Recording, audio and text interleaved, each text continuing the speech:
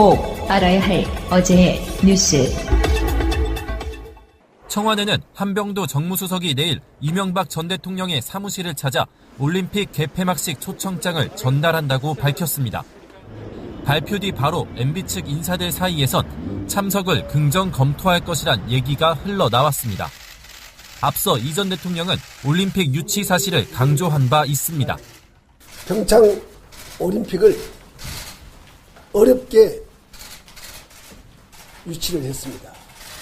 우리 국민 모두가 총단합해서 이 때문에 올림픽을 유치한 대통령이 참석 못할 게 뭐 있느냐는 의견이 주변에 있는 겁니다. 하지만 MB 청와대 출신 한 인사는 검찰이 수사 중인 만큼 참석하지 않는 게 낫다는 조심스러운 분위기도 있다고 전했습니다. 국정원 특활비와 다스 실소유 의혹을 수사 중인 검찰은 올림픽 직후 이 전 대통령을 소환할 가능성이 있습니다. 이 때문에 개막식에 참석했다 수사 관련 질문만 받을 수 있다는 우려가 있는 겁니다. 이에 따라 이 전 대통령 측은 내일 초청장을 받은 뒤 참모들의 의견을 종합해 참석 여부를 최종 결정할 전망입니다. 지난해 10월 서울 양재동 온누리교회에서 열린 예배 영상입니다. 성추행 가해자로 지목된 안태근 전 검사가 간증하는 모습이 담겨 있습니다. 나름대로는 깨끗하고 성실하고 열심히 살아오면서 좋은 평가를 받았고, 안 전 검사는 지난해 저녁 식사 자리에서 검찰 간부들에게 현금 봉투를 건넨 이른바 돈봉투 만찬 사건으로 검찰에서 면직된 일을 언급했습니다. 너무 억울하겠다며 같이 분해하기도 하고 위로해 주셨습니다. 그렇지만 저와 가족들은 극심한 고통에 하루하루 괴로워하면서 살 수밖에 없었습니다. 이어서 실연을 통해 신앙이 더 깊어졌다고 말합니다. 죄 많은 저에게 이처럼 큰 은혜를 경험하게 해주신 나의 주 예수 그리스도님께 감사와 찬양을 올려드립니다. 아멘. 이 영상은 현재 유튜브에서 조회수 수만 회를 기록하고 댓글도 이어지고 있습니다. 앞서 서 검사는 이 간증이 피해 사실을 세상에 알리기로 결심하는 계기가 됐다고 말했습니다. 저는 회개는 피해자들에게 직접 해야 된다는 말을 전해드리고 싶습니다. 전직 여검사 A씨는 서지현 검사가 폭로한 성추행 사건을 접한 뒤 터질 게 터졌다는 생각을 했다고 말합니다. 그러면서 자신도 과거 직속 상관으로부터 비슷한 일을 당한 적 있다고 털어놨습니다. 한 지검에 재직할 당시 고위 간부가 의도적으로 자신을 성추행했다는 겁니다. 관사 주소를 불러주시면서 노근살인가 보다라고 생각했어요. 근데 저만 또 믿는 거예요. 어깨에 손 얹고 눈을 이렇게 들여다보고. A씨가 자리를 피하면서 더 불미스러운 일은 벌어지지 않았지만 여기서 그치지 않았습니다. A씨는 아버지 뻘이었던 이 간부가 지속적으로 추근됐다고 말합니다. 호텔에 일식당이 맞다면서 나오라고 하는 거예요. 그때는 정말 인간이 미쳤나 이런 생각으로 저한테 개인적인 만남 요구하지 마시라고, 그런 거 대단히 올바르지 않은 행동인 것 같다고 얘기를 했죠. 스트레스를 견디다 못한 A씨는 결국 제대로 문제 제기 한 번 못했고 결국 이 일은 검사직을 그만두는 계기가 됐습니다. 선배한테 상의를 했는데 너 그거 까발리면 네가 검찰에서 더 못 견디게 된다. 너가 옷을 벗어라. 개업을 해라. 라고 공유를 받았죠. 취재진은 A씨가 언급한 당시 고위 간부에게 입장을 듣기 위해 연락을 시도했지만 답을 듣지 못했습니다. 방송 중간에 좋아요를 눌러주시면 새날팀들에게 큰 힘이 됩니다. 미리 감사합니다. 트위터가 진짜 언론입니다. 자, 걸어다니는 정치 시사백과사전 디테일의 제왕 최민희 의원과 깨먹는 시간 달달달달. 우리 미니 하고 싶은 말 다해 미니미니 35번째 시간입니다. 의원님 안녕하세요. 예, 어서 오십시오. 반갑습니다. 예, 어서 오시고요. 자, 우리 최민희 의원님은 민주당 디지털 소통위원장이시고요. 현 남양주 병지역위원장이시고, 지역구는 우리 이주영 실장님께서 설명해 주시겠습니다. 네, 지역구는요. 와부읍, 진건읍, 조안면, 태교연면, 금곡동, 양정동, 다산 1동 2동입니다. 이것도 2월 달에 2심 판결이 잘 나와야 이게 의미가 있는 건데. 의원님 표정이 그 뭐도. 아이고 죄송해요. 처음부터 이렇게. 아니 근데 그 말을 하니까 갑자기 이 심장에서부터 명치까지 이런 데가 쫙 얼어붙는 느낌이 드는데요. 그게 2월 뭐 8일이었던가요? 9일이었던가요? 2월 8일? 네. 2월 8일에 좋은 결과가 나오도록 그 애청자 여러분들께서 길을 모아서 그 이야기 들었잖아요. 박근혜 씨도 배웠잖아. 원하면 우주가 다 그걸 들어준다고. 알겠고요. 어서 들어오시고요. 제도로서의 민주주의가 흔들리고 구타는 일은 이제 없습니다. 민주주의가 밥이고 밥이 민주주의가 되어야 합니다. 자, 가짜 뉴스 댓글 조작 등 고발하신 우리 위원장님. 네. 설명 좀 해주세요. 이게 지금 211건을 우선 고발했다 그러는데 네. 보니까요 희한한 것들이 굉장히 많대요. 제일 희한한 거는요. 네. 문재인 대통령의 임기가 2008년 2월 24일까지다라는 겁니다. 그 이유가 뭐예요, 그건 또? 그냥 이유 없죠. 근데 그 악의는 없어 보이고 약간 모자란 건데 그건? 그게 가짜 뉴스예요. 그런 거를 보고 좋아하는 거죠. 서로. 그런 거 있고요. 그다음에 뭐 아시겠지만 그 문재인 대통령과 김정은 합성 사진. 아, 그거 지금 저희 한국당 강사 앞에 있는 거. 뭐 하여튼 제 입으로는 표현하기 싫은 문제들입니다. 그리고 청와대에서 탄저균을 수입해서 청와대 직원만 맞았다. 이거는 뭐 가짜 뉴스라고 언론에서도 몇 번이나 확인했던 사안인데 이게 가짜 뉴스로 돌고 있습니다. 예. 그리고 이제 요새 문제되고 있는 노무현 대통령과 DJ를 국정원이 뒷조사했다는 거 있잖아요. 대북 특수 공작금으로. 그것도 조사했는데 두 분 다 깨끗했다. 아무 혐의가 없었다. 이렇게 된 사건이거든요. 그게. 그렇죠. 그러니까 그런데 연호 공작이나 데이비드슨 공작이 결국은 노무현 전 대통령과 DJ의 정말 청렴 결백함을 증명해준 공작임에도 청렴 결백은 딱 띄어버리고 노무현 전 대통령과 DJ의 비리가 있고 돈이 외국에 어마어마하게 숨겨져 있어서 국정원이 조사까지 했다더라. 여기까지 끊어서 가짜뉴스가 도는 거죠. 저도 저쪽에 가짜뉴스를 접할 기회는 사실 많지 않은데 간간히 그런 것들을 보면 황당한 뉴스들이 굉장히 많더라고요. 네. 사실은 그런 것들이 대통령 지지율을 끌어내리는 책동에 가까운 거죠. 끌어내리게 되고 그리고 이제 그중에 색깔론과 연관된 거 예를 들면 평창 평화올림픽을 평양올림픽이라고 하면서 뭐 현송월 관련해서 이런저런 걸 만든 거 뭐 이런 거는 자유한국당이 총 공세를 하는 시점과 맞물리면 가짜뉴스가 영향을 발휘하게 되는 그런 사건이죠. 그런데 저희가 사실은 가짜뉴스 신고센터 만든 거는 뭐 한 이제 3주, 4주 됐고요. 거기에 신고 건수 접수된 게 5,600건입니다. 이게 2월 29일 기준이고요. 그래서 그 5,600건을 분석을 계속하고 있는데 1차로 분석한 자료 중에 211건을 고발을 했는데요. 대개 이 고발할 때 검찰에 고발을 해요. 그런데 우리는 검찰에 하지 않고 서울경찰청 사이버수사대에 직접 했습니다. 그 이유는 아무래도 검찰에 가면 검찰이 검토해서 이걸 경찰로 내려보내요. 그래서 그 시간을 좀 생략하기 위해서 단축하기 위해서 서울경찰청에 직접 고발했고요. 이게 경찰에서도 되게 신속하게 반응이 왔습니다. 예, 그래서 사이버 2팀장이 우리 고발한 변호사님들에게 연락이 왔더랍니다. 고발인 진술 시간 잡자고. 빠르네. 예, 오전에 기자회견하고 고발했는데 오후에 연락이 바로 온 거예요. 빨리 받아줬다는 건 빨리 처리하겠다는 의지를 드러낸 거죠. 그게 맞는 거죠. 경찰이 현직 대통령을 명예훼손한, 모욕한 이런 건들에 대해서 신속히 수사하는 게 맞는 거죠. 예, 그리고 또 한 가지 말씀드릴 것은 가짜뉴스와 네이버 댓글과 관련하여 정말 수없이 많은 문제 제기가 SNS상에 있었던 걸 알고 있었고요. 저희가 그 SNS를 모니터까지 하고 있었습니다.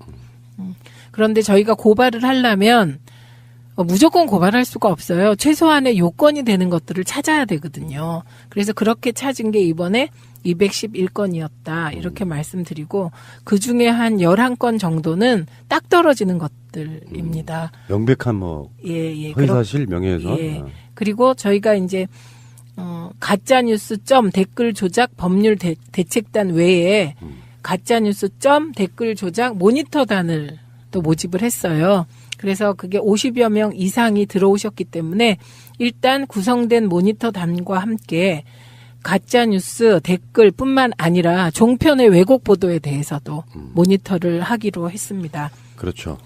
합법적인 가짜 뉴스들이 많잖아요. 네. 네. 그리고 그 합법적 가짜 뉴스들은 이게 가짜 뉴스 팀과 결합되면 또 파급력이 크기 때문에 하고 있고요.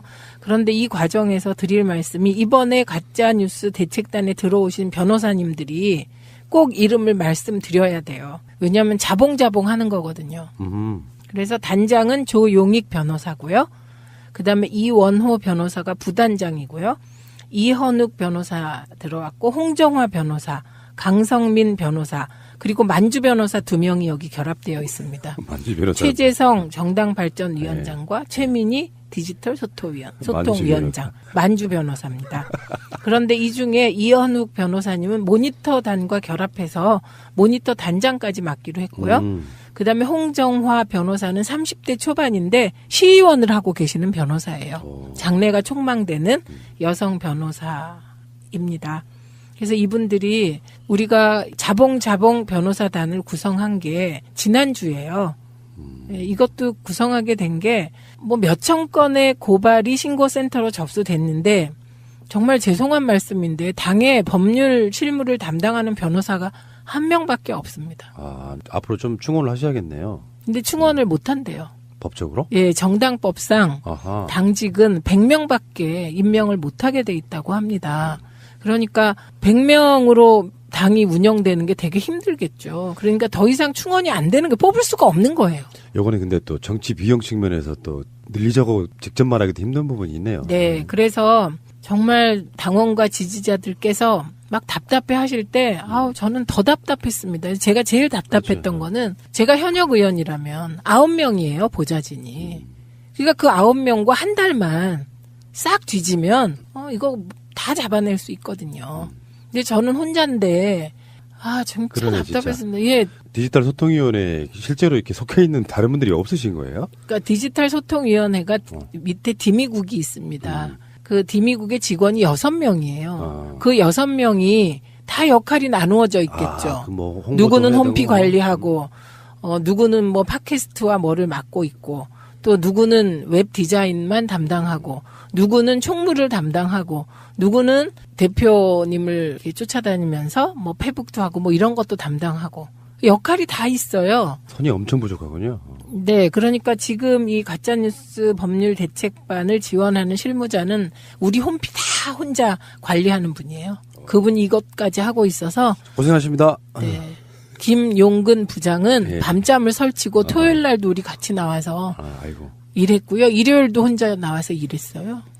이게 사람이 할 짓이 아닌 게 저도 이제 여기저기 이런저런 걸 보면서 이게 너무한다. 근데 일부 노인들은 믿으시겠네 하는 뉴스들 간혹 요즘에 접하거든요. 근데 이게 법적으로 처벌이 어떻게 될까 계속 고민 좀 해봤던 그런 부분인데 드디어 이제 칼을 확 빼든 거네요. 네, 그리고 우리가 어제 211건 고발한 이후에 새로운 흐름도 있습니다. 어떤 흐름이냐면 지금 긴급 전달이라는 카톡이 도는데요. 메시지가. 그 내용 알려드릴게요.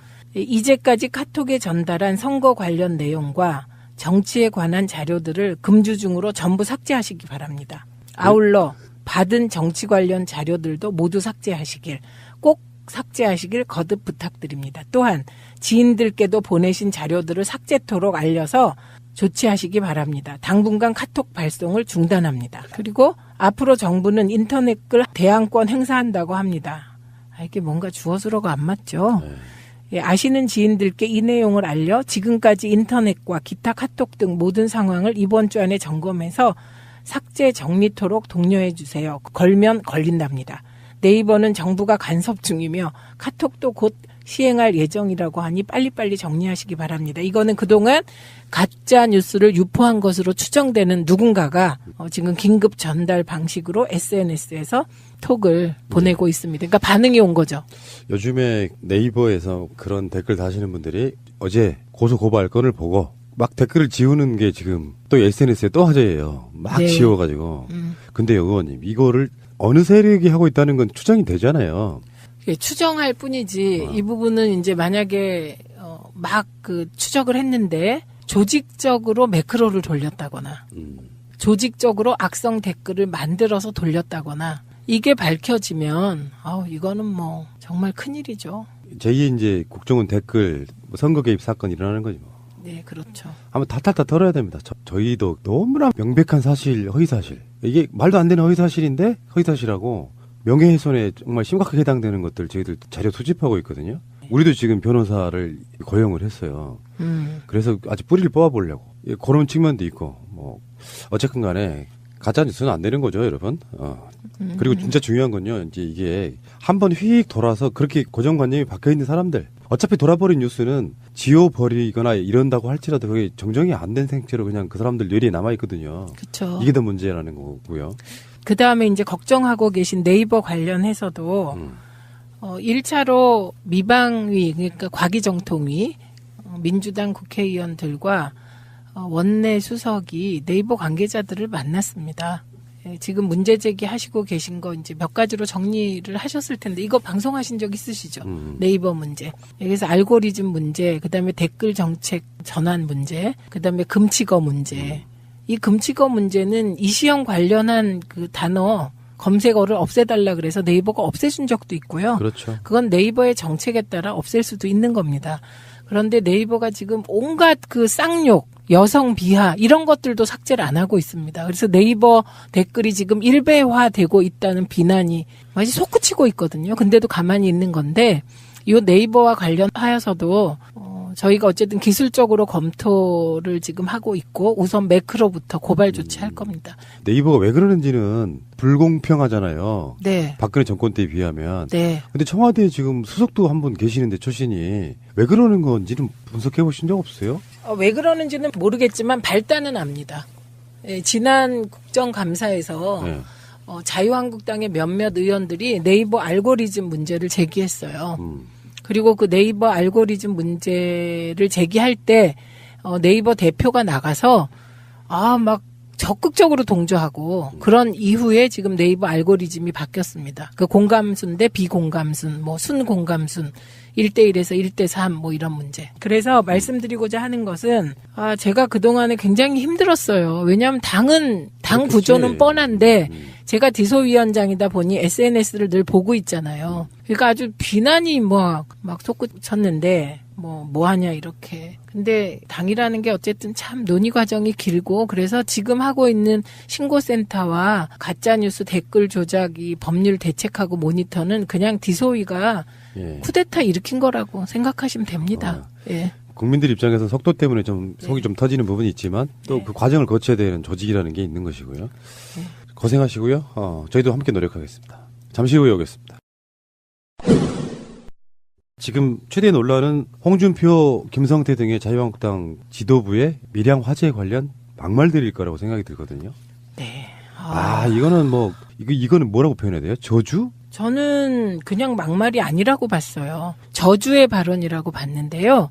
그 저주가 누구를 향한 저주냐? 그건 국민에 대한 저주라고 생각했어요. 자기들 정쟁을 위해서 국민을 벌모로 잡는 것 같은 그런 느낌.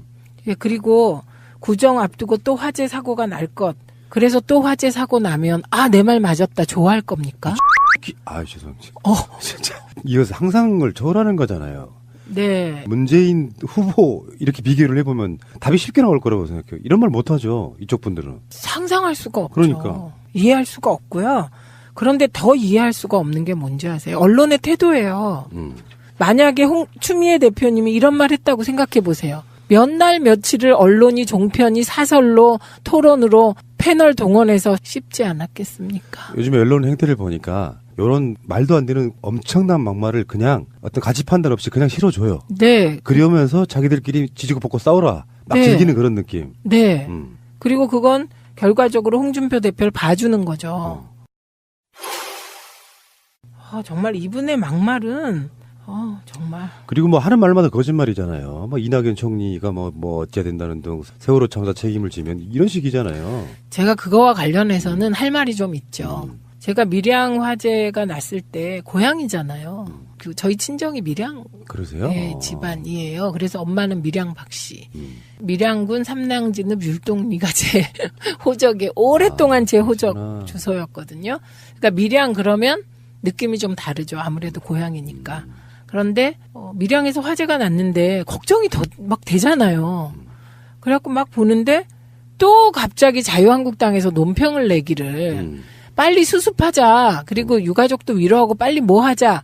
이렇게 나야 되는데 문재인 정부 비난부터 시작을 하더라고요. 김영섭 부대변인, 문재인 정권과 민주당은 대한민국이 불타고 있는데 책임이 회피만 하고 있을 것인가라는 입장문을 내고요. 세월호 참사를 정치에 이용해 집권한 정권이 출범 9개월 만에 대한민국을 불구덩이 속으로 몰아넣고 있다.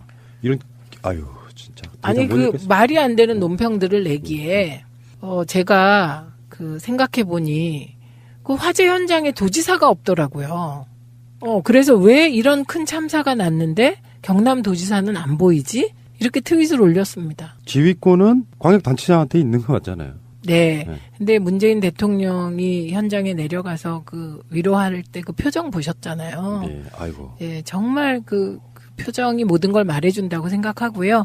그리고 현직 대통령은 국민들이 당하는 아픔에 대해서 무한 책임을 느끼는 게 맞는 것 같고요. 이게 노무현 대통령과 문재인 대통령으로 이어지는 그 DJ도 그랬고요. 민주정부 대통령들의 기본 마음의 자세 같습니다. 그런데 그것은 올바른 자세고요. 자꾸 자유한국당의 논평이 점점점 이상해지고 뭐 내각 총사퇴도 나오고 뭐 하여튼 별의별 말이 다 나와서 제가 또 두 번째 트윗을 날렸죠.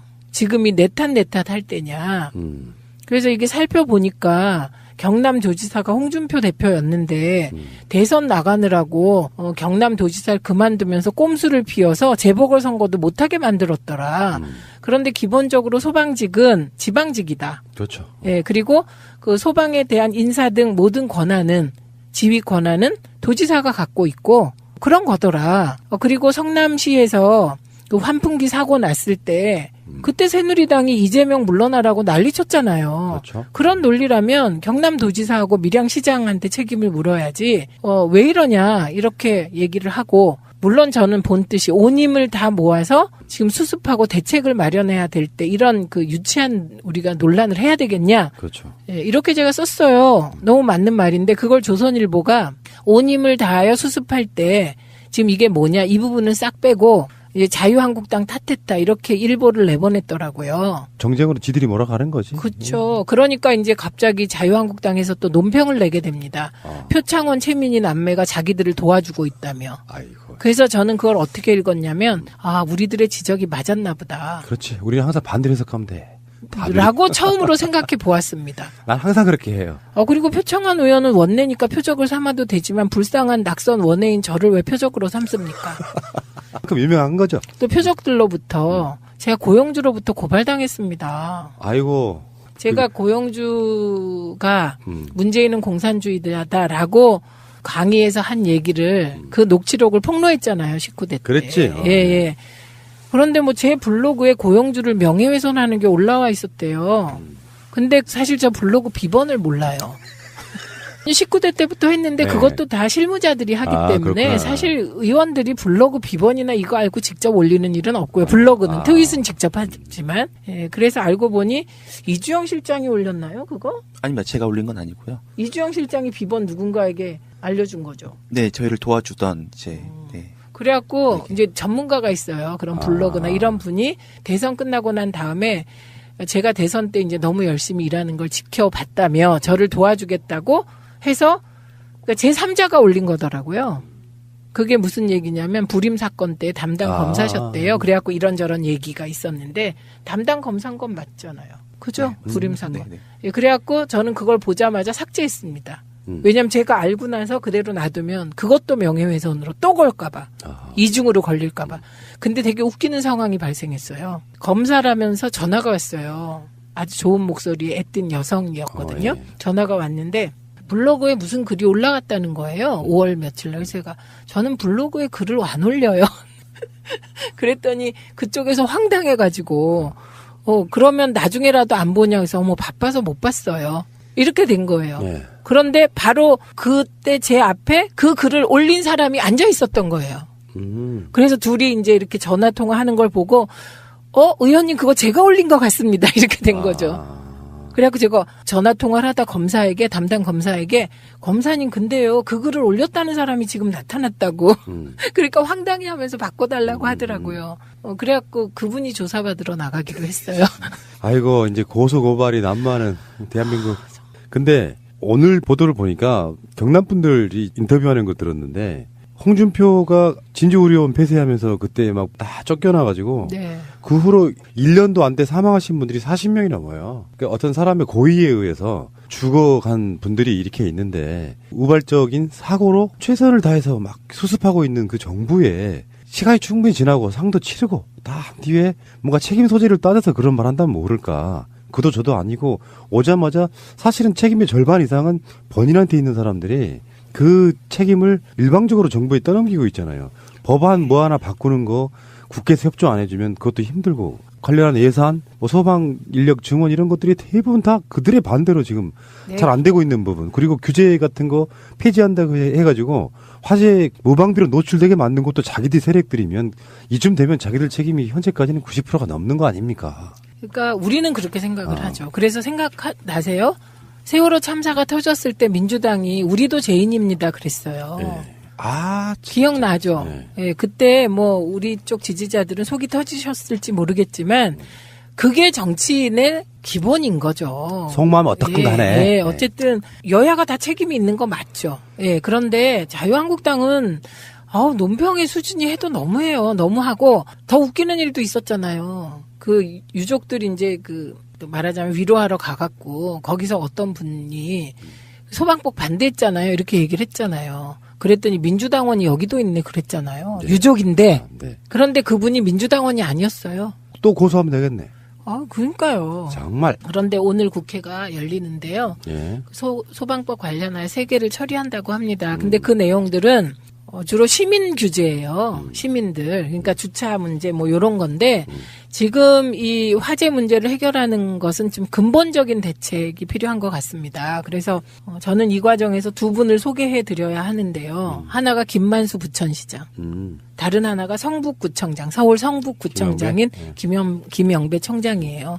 이 두 분이 제천 화재 난 다음에 그 마을의 안전진단을 거의 전수조사했다는 거 아닙니까? 아하. 그리고 이분이 둘 다 민주당 소속입니다. 그리고 두 분 다 공교롭게도 노무현 정부 때 청와대에서 행정관으로 근무했던 분이고, 그러니까 다들 좀 기초자치단체가 그런 안전 점검에 일제히 들어가야 될 것 같아요. 정부가 29만 그 소위 다중이용 시설을 안전점검 전수조사 하겠다고 하지만 그게 다 지방자치단체로 나누어져서 내려가는 거거든요. 그렇죠. 네. 그래서 지금 문재인 대통령도 청와대 화재 안전대책 특별 TF 구성을 지금 지시한 상황인데요. 네. 건물이라든지 화재라든지 하는 거는 굉장히 오랜 시간 동안에 쌓여온 그야말로 적폐예요. 요거를 하루아침에 바꾸는 건 사실상 불가능하고 저항도 있는 것이고, 지금 화재들 중에 그 숨어 있는 것 중에 하나가 필로티 원법 같은 거잖아요. 네. 건물을 지어야 되는데 주차 공간이 없으니까 아예 1층은 주차 공간으로 뻥 뚫리게 만들어서 이게 화재에 굉장히 취약한 구조라는 거지 않습니까? 지진에도 취약하고요. 네. 그다음에 필로티 외에도 드라이비트가 계속 나오는 것도 드라이비트가 지나치게 잘 타는 제재잖아요. 이걸 어느 날 갑자기 정부가 어떻게 바꿔요? 그러니까 드라이비트나 필로티를 도입하게 된 것은 서민주택 많이 짓자 뭐 이런 취지로 한 건데, 그게 이제 정책을 쓸 때 한쪽에 치우치면 다른 쪽이 소홀히 되는 것이죠. 그러니까 그걸 바로잡는 노력은 이게 범정부 차원에서 해야 되지만 제일 중요한 건 국회예요. 국회에서 빨리 법을 보완해야 되고, 저는 우선 첫 번째는 소방직 국가직화가 왜 필요한지 이번에 보여줬다고 생각을 해요. 그다음에 두 번째는 소방직 그 법정 인원이라도 채워라.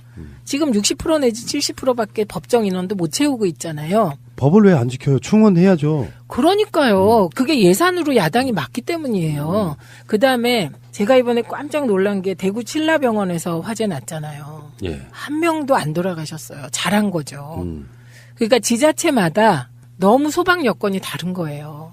지자체의 재정 여건에 따라. 그렇군요. 예, 그러면 예를 들면 제천이나 밀양에 사시는 분들은 열악한 소방 여건에서 살아야 되고, 상대적으로 여력이 있는 서울이나 대구 뭐 등지에 사는 분들은 좋은 소방 여건 속에서 사셔야 되고, 이건 아니잖아요. 최근에 제가 생각한 건데 아까 의원님 말씀이 완벽한 정답인 것 같아요. 이게 지자체도 돈을 써야 되는데 딱 그 마인드 있잖아요. 우리 지자체에서는 불 별로 안 나는데 뭐 거기다가 장비 새로 사고 증원하고 이런 거에 대한 개념 자체가 없는 거죠. 그러니까 우리 지자체는 불이 잘 안 난다. 그 홍준표 대표 마인드잖아요. 그러니까, 예. 그러니까 그 화재나 안전 문제는 단 한 명이 죽으면 안 된다. 단 한 명도 안 된다. 이런 관점에서 접근을 해야 되는데요. 게다가 이번에 이제 밀양 참사의 경우에는 응급실에 탕비실이 있었다는 거 아닙니까? 응급실에. 응급실에는 탕비실처럼 전기선을 이용하는 무슨 설치를 하면 안 된답니다. 그 의료 장비 외에는. 그리고 바로 그 탕비실에 그 전기선에서 지금 발화가 시작됐다. 그게 지금까지 나온 얘기 중에 가장 신뢰성 있는 얘기인데 이게 다 뭐겠어요. 탕비실을 응급실 한쪽에 몰아넣음으로써 공간 확보도 하고 말이 안 되는 일을 한 거죠. 그리고 누가 그거 안전 점검할 때 봐준 사람 있을 테고 만든 사람 있을 테고 봐준 사람 있을 테고 돈 아끼려고 또 자체적으로 한다는 거 아니에요? 그렇죠. 그런 생각 들었어요. 누구 잘못이라고 말하기 이전에 오랫동안 켜켜이 쌓여 있어 왔던 부분에 홍준표건 김성태건 누구건 간에 다 사실은 이쪽 분들이라고 할지라도 사회를 만드는 데 있어서 어쩌면 다 같은 공범들에 가까워요. 그걸 굳이 책임 소재를 따지자면 저 사람들한테 훨씬 더 많아. 근데 단지 정권을 잡은 지 1년도 안 된 7, 8개월밖에 안 된 정권에게 갑자기 범인인 사람이 와서 당신 때문에 불났다 이런 뉘앙스로 말하는 것 같은 그 느낌이 화가 나는 거예요. 우리들 입장에서는. 네. 책임이 공동으로 있다고 하는 게 맞는 거고요. 굳이 당신들처럼 따지자고 하면 당신들 잘못이 90%야 라고 말해주고 싶은데 적반하장식으로 와서 불낸 놈이 와서 화를 내는 거예요. 그래서 우리가 화를 내는 겁니다. 잠시 후 오겠습니다. 작전명 데이빗은 연어. 이명박의 국정원은 DJ와 노무현 대통령의 뒷조사를 했다. 근데 그게 그 용도로 쓰이지 않는 국정원의 눈먼 돈들 가져다가 전직 대통령들 뒷조사하는 짓거리를 했다. 결과적으로 눈먼 돈이 됐죠. 그리고 그 돈 갖고요. 또 원세훈은 뭐 호텔 스위트룸 잡아가지고 아주 돈잔치 했다만요. 그러니까 대북 공작금이라는 게 대북 특수 공작금이라는 게 어떻게 보면 우리나라처럼 안보상의 위협에 늘 시달리는 나라에서는 굉장히 중요한 돈이죠. 대북 특수 공작금이 제대로 쓰이지 않으면 이건 나라의 안보의 근간이 무너지는 거죠. 그 나라의 안보의 근간을 이명박 정부 때 원세훈 국정원이 저질렀다. 그 얘기가 되어 버리는 거고요. 아까 푸나님이 시작하실 때 눈먼 돈이라는 표현을 쓰셨는데 눈먼 돈으로 되어버린 거죠. 특수공작금이. 지금 이게 계속 나오니까 이명박 박근혜 때 국정원의 여러 가지 자금들을 꼭 특수활동뿐만 아니라 대북 공작금을 또 딴 데 쓰고 해외 공작금을 또 딴 데 쓰고 이런 방식으로 이번에 어쩌면 국정원의 이런 자금에 대한 전수조사해야 된다 할 정도로 굉장히 나쁜 형태로 이걸 활용해서 정권 유지에만 혈안이 됐던 그런 느낌이죠, 지금. 그리고 지금 요 시기, 그리고 이후에도 계속 이제 DJ 흔들기, 노무현 대통령 흔들기, 뭐, 이런 과정에서 표적 세무감사를 하고, 검찰의 표적 수사로 노무현 전 대통령께서 서거하시게 되잖아요. 예. 그런데 지금 요런 정황은 처음에는 그 광우병 촛불로 MB 지지율이 너무 많이 떨어지니까 정권 방어 차원이었던 것 같고요. 이게 처음에 정권 방어 차원에서 국정원이 움직이기 시작하다 보니 나중에는 정권 재창출을 안 할 경우 지금 MB가 당하고 있는 일 있잖아요. 그렇죠. 이것을 다 2012년에 당할 수도 있는 거잖아요. 2013년에.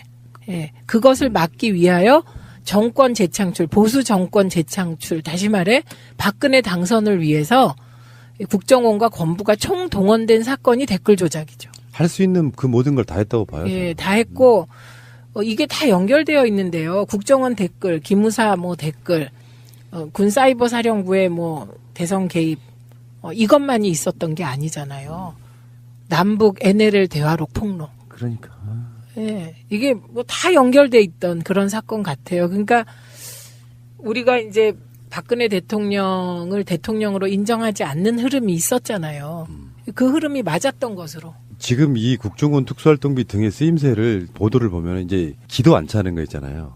아, 이 사람들한테는 국가나 시스템이 없었구나. 근데 국정원 자금은 국회로부터 훨씬 감시를 덜 받거나 안 받기 때문에 갖다가 무단으로 그냥 자기들 마음대로 써버린 거잖아요. 네. 원세훈은 또 마찬가지고 이명박도 마찬가지고 이 자금 쓴 것만으로도 이 사람들은 거의 최소 징역 10년 이상을 받아야 되는 정도. 이게 국고 손실이니까요. 국고 손실은 굉장히 중한 죄잖아요.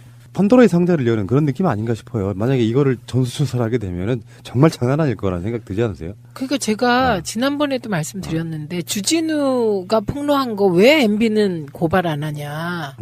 예, 주진우 기자가 폭로한 내용 있잖아요. 매달 영부인하고 이명박 대통령하고 1억씩 특활비를 갖다 바쳤다. 지금 이렇게 폭로를 공개적으로 여러 군데 했어요. 근데 고발을 안 하는 이유가 이상한 거죠. 고발 안 하면 사실인 걸로. 더 드러날까 봐.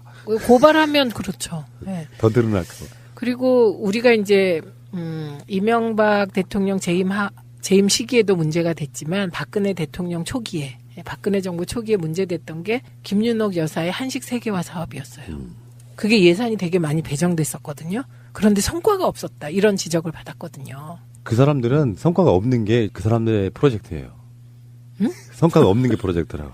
네. 어떤 열과성을 다해서 어떤 자금으로 뭔가를 하는 게 아니고 돈을 받아와서 열심히 안 하고 성과 안 내야 돼요. 그래요. 근데요, 이게 이제 지금 말씀하신 데이비슨 혹은 연어 공작 있잖아요. 데이비슨은 이제 DJ. 그리고 연어는 노무현 대통령. 근데 이게요, 목적이 그 민주정부의 대통령들을 음해함으로써 민주 세력의 결집을 막기 위한 것이라는 게 이게 명백해요. 왜냐하면 지금 가짜뉴스 도는 것 중에 어떤 게 있냐면요.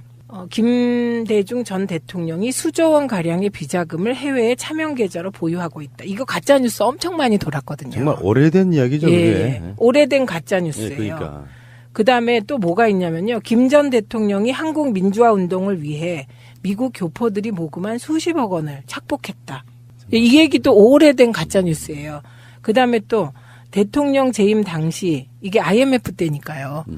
대통령 재임 당시 구조조정 명분으로 기업과 은행, 해외 투자자들로부터 대규모 상납금을 받아 챙겼다. 이것도 단골 가짜뉴스 메뉴예요. 근데 그런 것들이 대부분 다 안기부 국정원 받을 거라고 저는 보거든요. 일단 이번에 확인된 거죠. 그리고 이권 보장을 대가로 미국 현지에 진출한 대기업들로부터 비자금을 만들었다. 그러니까 저는 가짜뉴스의 최초 유포지가 과거 국정원이었다. 이런 심증이 이번에 더 확인되는 거고. 그다음에 그거의 배포 경로는 일베가 아닐까 생각합니다. 일베의 국정원 실소 의혹도 한번 파봐야 돼요. 그거를 19대 때 제가 일베 파다가 그게 이제 청소년 보호법에 근거하여 청소년 위원회가 개입하면 일베를 폐쇄할 수 있습니다. 근데 그때는 이제 우리 정부가 아니다 보니 폐쇄를 못했는데 지금 과기정통 위원들이나 정무위에서 하시면 됩니다. 그러니까요.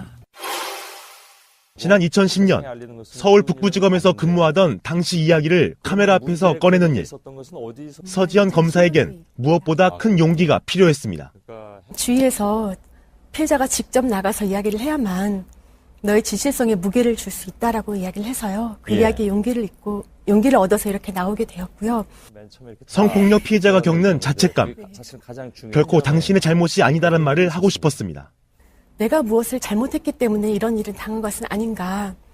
굉장히 내가 불명예스러운 일을 당했구나라는 자책감에 굉장한 괴로움이 컸습니다. 이미 8년의 시간이 흐른 이야기. 서 검사는 그해 10월 어느 장례식장에서 일어난 일을 조심스럽게 꺼냈습니다. 사실 시간이 오래 지났지만 여전히 떠올리기는 굉장히 힘든 기억입니다. 예. 옆자리에 앉아서 허리를 감싸 안고 엉덩이를 쓰다듬는 행위를 상당 시간 동안 하였습니다. 안모 검사는 당시 법무부에 근무하는 간부였습니다. 그 자리엔 두 사람만 있었던 건 아니었습니다. 법무부 장관님이 앉아 계셨고 바로 그 옆자리에 안모 검사가 앉아 있었고 주위에 검사들도 많았고 그 손을 피하려고 노력을 하였지 제가 그 자리에서 대놓고 항의를 하지는 못하였습니다. 현실이라고 느껴지지 않을 만큼 고통의 시간은 길었습니다. 당시 법무부 장관은 이기남 장관이었습니다. 이 장관뿐 아니라 누구도 말리는 사람은 없었습니다. 장관께서 이제 그분이 취해 있는 모습을 보시면서 내가 이놈을 수행하고 다니는 건지 이놈이 나를 수행하고 다니는 건지 모르겠다 이렇게 말씀을 하셨는데요. 예. 동료 검사가 게시판에 당시 일어난 일을 써 올렸지만 그게 전부였습니다. 그 앞에 그렇게 많은 사람들이 앉아 있었음에도 누구 하나 말리지도 않았고 아는 척을 하지도 않았습니다. 성추행 사실을 꺼내는 것 자체가 검찰 조직에 누를 끼치는 것 아닌가. 망설이던 서 검사는 당사자에게 사과조차 받지 못했습니다. 당시 저에게 그 연락을 해주겠다고 한 검사에게 최근 연락을 해보았습니다. 그래서 당시 사과를 하라고 이야기를 해준다고 하였는데 어떻게 됐느냐고 물어보았더니 기억나지 않는다고 대답하였습니다. 돌아온 것은 사무감사와 유례없는 인사 통보였습니다. 제대로 사건을 처리했는지 여부를 이제 감사를 하는 건데요. 제가 당시에 수십 건을 지적을 받았습니다. 그리고 그 감사를 이유로 검찰총장 경고를 받았고요. 검찰총장 경고를 이유로 통영지청으로 발령을 받았습니다. 당사자는 오래전 일이라 기억이 나지 않는다. 법무부에선 인사상 문제는 없다고 밝혔습니다. 서 검사는 이 역시 각오한 일들이었습니다. 일단은 기억나지 않는다고 하는 것은 부인하지 못하는 것이라고 생각하고 있고요. 그런데 인사불이익이라는 것은 검찰 인사가 워낙에 비밀리에 이루어지는 것이고 세간의 비난도 오롯이 서 검사의 몫이었습니다. 그런데 그런 여검사들에게 남자 검사들 발목 잡는 꽃뱀이다. 이런 이야기는 굉장히 많이 들었습니다. 서 검사는 검찰 내에 성폭행도 이루어졌지만 전부 비밀리에 덮어졌다고 폭로했습니다. 제가 그것은 피해자가 있고 제가 함부로 얘기할 상황은 아니어서요. 서 검사는 아직도 사과 한마디 없는 안모 검사의 태도를 지적했습니다. 검사가 1년 후에 가해자가 최근에 종교에 귀의를 해서 회개하고 구원을 받았다고 간증을 하고 다닌다는 이야기를 들었습니다. 저는 회개는 피해자들에게 직접 해야 된다는 말을 전해드리고 싶습니다. 서 검사는 사실을 폭로한 피해자가 피해를 입지 않고 당당하게 근무를 할 수 있어야 한다며 피해자가 입을 다물면 검찰 개혁은 요원하다고 지적했습니다. 범죄 피해자나 성폭력 피해자는 절대 그 피해를 입은 본인의 잘못이 아닙니다. 그 말씀을 꼭 드리고 싶습니다. 서지현 검사의 JTBC 인터뷰를 보니까 정말 안 됐더라고요. 시간이 지금 꽤 지나긴 했지만 그게 2010년 일어난 일이죠. 어떤 느낌이었냐면은 정말 수치심에 어쩔 줄 모르고 거기에 대해서 항의를 했지만 결국에 검찰은 그거를 덮게 급급했고 오히려 이 사람을 좌천시키는 형태로 굉장히 인간적인 모멸감을 줬다 이거거든요. 검사 정도라고 한다면 뭐 일반인도 마찬가지겠지만 어떤 특정한 사람들에게 성추행을 당하고도 끙끙거리면서 말 못하는 검찰 내 조직에는 아직도 그런 문화가 남아있다더라까지 이야기 되면 심각한 거 아니에요? 심각하고요. 여검사가 이렇게 당할 때 그러니까 검찰청 내에 그 공무원들 있죠. 여성 공무원들. 그분들은 어떨까? 저는 이런 생각도 들었고요.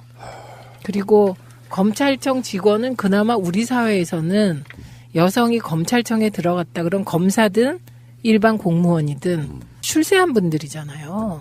그런데 그렇지 못한 수없이 많은 힘없는 여성들은 지금 이 순간에도 무슨 일을 당하고 계실까? 이런 생각이 들어서 진짜 속이 상했습니다. 어제 JTBC 뉴스를 보다가 우는 여성들이 그렇게 많은 거예요. 그런데 놀랍게도 저도요. 중학교 아주 어렸을 때부터 당했던 성추행들이 주마등처럼 쫙 되더라고요. 그때는 성추행인지 뭔지 몰랐지만 지금도 그런 거 기억나는 거 있잖아요. 초등학교 5학년 때. 그때 이런 일이 있었고 내 친구가 이런 일을 당해서 울었는데 우린 의미 모르고 막 넘어갔던 것들 있잖아요. 그런 게 저도 주마등처럼 쫙 이렇게 스치던데 많은 여성들이 눈물을 잃었다는 얘기를 들으면서 정말 많이들 겪고 살았구나. 그래서 우리나라에도 미투 운동이 시작돼야 되겠구나.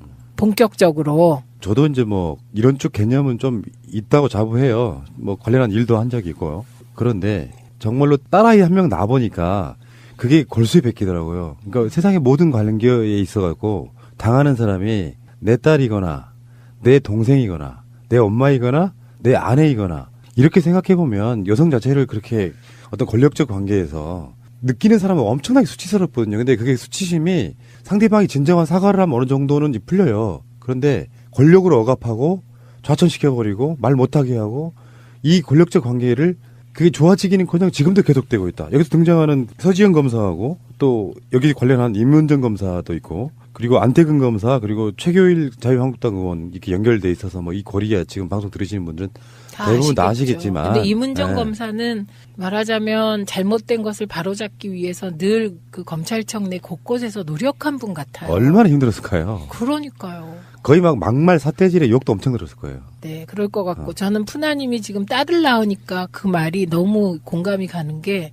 우리 집에서 오랫동안 같이 사는 우리 남친이요. 우정의 단계라고 제가 말씀드렸잖아요. 제가 둘째를 40에 낳았는데 딸 낳으면 안 된다고 그렇게 걱정을 하는 거예요. 그래서 딸 낳으면 자기 얼굴 닮을까 봐 그런가. 그랬다가 혼도 났거든요. 왜 그래? 막 이렇게. 의원님. 네. 그런 식으로 이야기하는 게 제일 싫어, 진짜. 제가 어떻게 얘기했죠? 까먹었어요. 이거 편집해 주세요. 자기 닮을까봐. 편집해 주세요. 그런데 그래갖고 제가 어느 날 물어봤어요. 느낌으로 저는 딸임을 알고 있었거든요.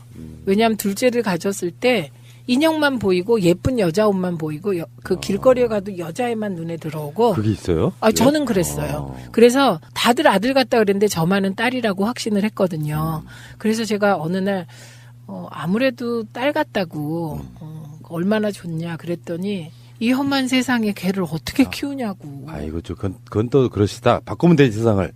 아니, 그러니까 비슷한 마음이죠. 정말 애틋해서. 그러니까. 예, 그런데 이제 제가 씩씩하게 키웠어요. 태권도도 시키고. 예, 그래서 아주 씩씩한 딸로 컸죠. 세상은 하루아침에 바뀌지는 않더라고요. 그런데 많은 사람들이 마음의 중심을 잡고 헤쳐나가면 바뀝니다. 그럼요. 그리고 그 바꿔나가는 그 의미로 우리 인생을 사는 걸 수도 있다고 생각해요. 다 갖춰진 세상에서는 어떤 의미가 또 얼마나 있을까 싶어서. 자, 알겠고요. 자, 1부 마치고요. 2부에서 뵙겠습니다. 잠시 후에는 네버엔딩 스토리. 내 인생의 멘토편이 방송됩니다. 최민희 방송은 다음 에피에서 이어집니다.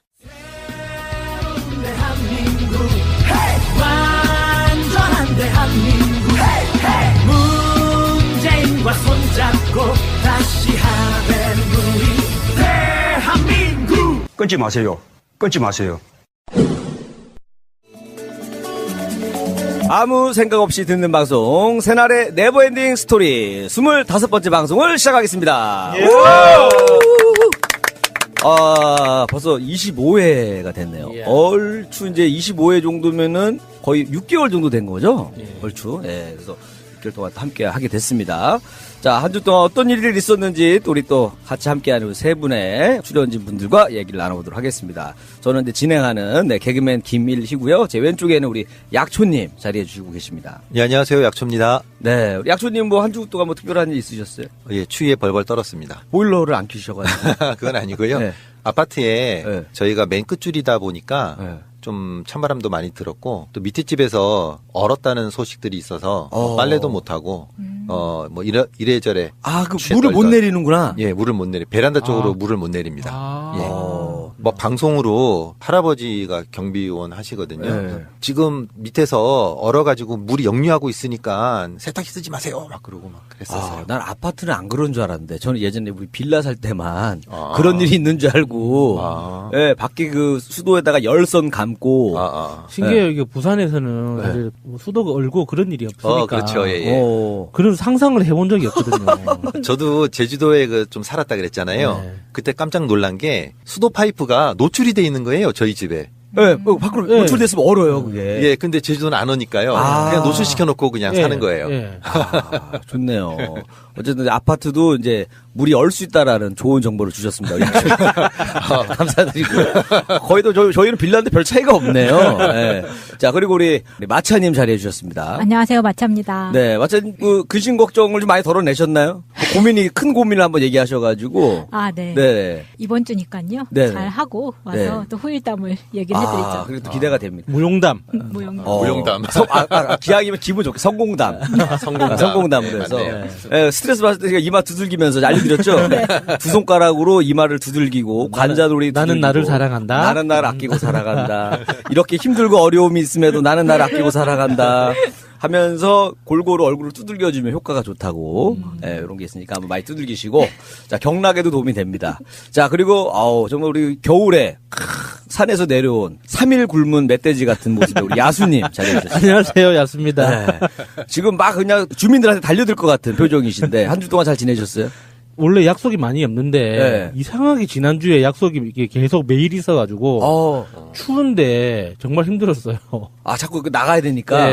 추우면 사실 나가기 귀찮은데 또 그때 또 막상 만나가지고 보면 또 술 같은 거 좀 드세요? 술 약속은 아니었는데 그래도 저녁 뭐 식사든 무슨 뭐 회의든 그 약속이 잡히니까 이거를 뭐 취소를 못해서 억지로 나가긴 했거든요. 너무 추웠어요. 왔다 갔다 할 때마다. 근데 집이 방이 추우신 분들은 나가면 더 추워요. 저희는 항상 보일러 따뜻하게 틀고 있는데 저는 그러다가 이제 집에서 영화 그 허를 봤습니다. 허. 아유, 재밌죠. 지금 이제 공짜로 이제 떴어요. IPTV에 갖고 허를 봤는데 보면서 이 허한 마음이 좀 많이 달래요. 제목이 왜 허인지 알 것 같더라고요. 그 인공지능의 무서움. 무서움도 봤고 좋은 점도 많이 봤어요. 외로운 솔로분들이 보면 좋은 영화입니다. 사랑에 충분히 빠질 수 있을 것 같죠.